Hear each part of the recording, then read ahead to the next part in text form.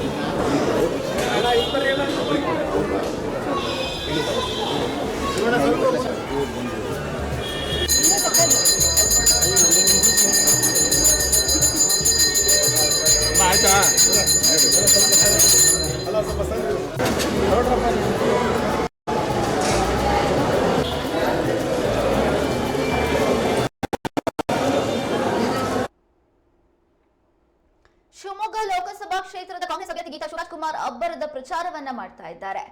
ಇಂದು hat trick hero Shivraj Kumar ಹಾಗೂ ಗೀತಾ ಶಿವರಾಜ್ ಕುಮಾರ್ ಸೇರಿದಂತೆ ಕಾಂಗ್ರೆಸ್ನ ಕಾರ್ಯಕರ್ತರು ಶಿವಮೊಗ್ಗದ ಪ್ರಸಿದ್ಧ ದೇವಾಲಯ ಕೋಟೆ ಮಾರಿಕಾಂಬಾ ದೇವಸ್ಥಾನಕ್ಕೆ ಭೇಟಿ ನೀಡಿ ದೇವಿಗೆ ವಿಶೇಷವಾದಂತಹ ಪೂಜೆಯನ್ನ ಸಲ್ಲಿಕೆ ಮಾಡಿದ್ರು. ಈ ಸಂದರ್ಭದಲ್ಲಿ ಕಾಂಗ್ರೆಸ್ ಮುಖಂಡ ಶ್ರೀಕಾಂತ್ ಅವರು ಕೂಡ ಉಪಸ್ಥಿತರಿದ್ದರು.